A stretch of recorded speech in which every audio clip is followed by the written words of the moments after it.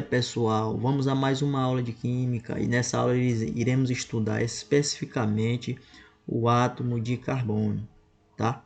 Representado pela letra C. Então nós iremos entender por que o carbono ele é um elemento químico, especial, tá? Então o átomo de carbono ele tem massa 12 e número atômico 6. Portanto, ele tem 6 elétrons. Então, nós podemos resolver isso aqui distribuindo por camadas, né? A camada K ele tem 2 elétrons, na camada L ele tem 4 elétrons. Então, aqui 2 mais 4, totalizando 6. A sua camada de valência é essa aqui, certo? Então, esse átomo de carbono, ele faz 4 ligações, ok? Só que na verdade, para chegar nessa explicação, não foi tão simples assim. Então, foi preciso entender por que ele faz 4 ligações. Por que ele é um elemento especial. Então, cientistas como Cooper e Kekulé passaram a estudar esse elemento de forma bem especial. Ok? Então, eles dois aqui elaboraram postulados, tá? Então, quando eu faço a distribuição por camada, eu não consigo enxergar muito bem por que esse átomo faz 4 ligações. Então, é preferível fazer a distribuição eletrônica utilizando o diagrama de energia. Então, eu tenho um S2, 2S2, 2P2. Qual a camada de valência desse elemento? A camada de valência dele é o maior nível. Qual é o maior nível? É o nível 2. Então, eu tenho isso aqui.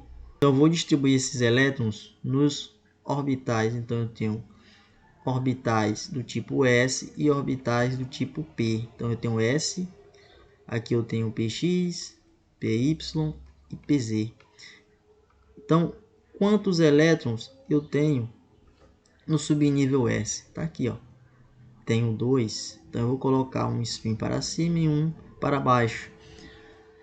E no subnível P, eu tenho 2 elétrons. Está aqui, tá? Então, o que é que acontece? Isso aqui é chamado estado fundamental. Maravilha? Show.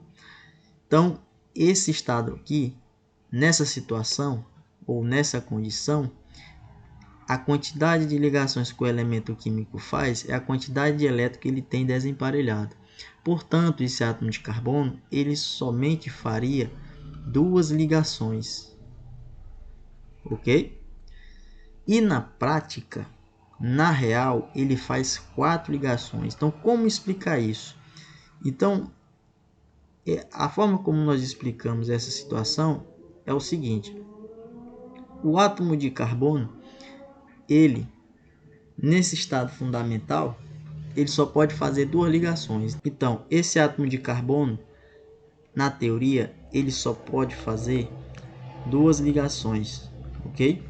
Então, seria apenas isso. Então, cada traço desse representa uma ligação. Então, portanto, ele só faria 2 ligações.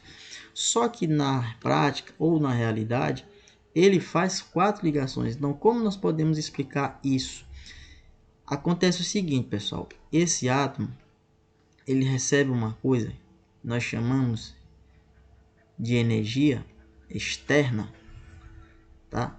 Quando ele recebe essa energia externa, esse elétron adquire energia suficiente para sofrer um processo que nós chamamos de transição, ok? Então, esse processo de transição ele vai migrar do orbital S para o orbital Pz. E aí nós vamos ter uma nova configuração. Que configuração é essa? Seria essa aqui, ó. Vamos lá.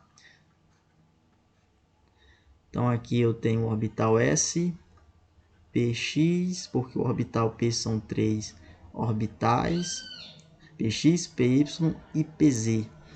Então, pessoal, se aqui eu tinha 2 elétrons no orbital S, aqui eu só vou ter apenas um, porque esse elétron que estava aqui, ele sofreu um processo de transição para o orbital do tipo PZ. Então, eu tenho um elétron no orbital S e 3 no orbital P, certo? Então, a partir dessa configuração aqui, agora nós temos 4 elétrons que se encontram desemparelhados. Portanto, o nosso carbono ele vai fazer 4 ligações.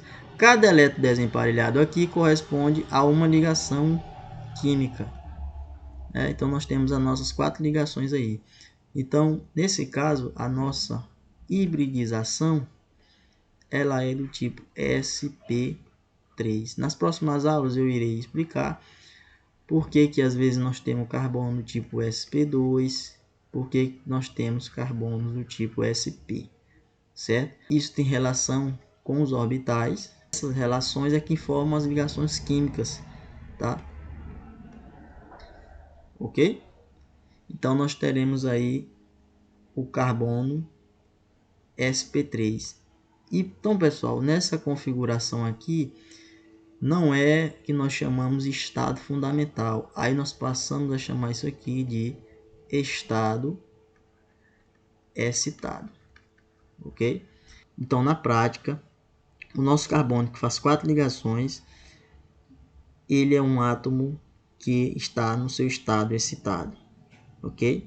Então, por isso que nós temos cadeias carbônicas enormes, com 16, 20, 30, 40 e assim sucessivamente, cadeias carbônicas enormes, né? Principalmente lá nos polímeros, ácidos graxos, enfim, justamente porque o carbono ele sofre essa configuração, ok?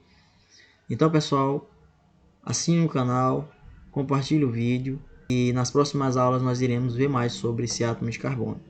Até a próxima aula.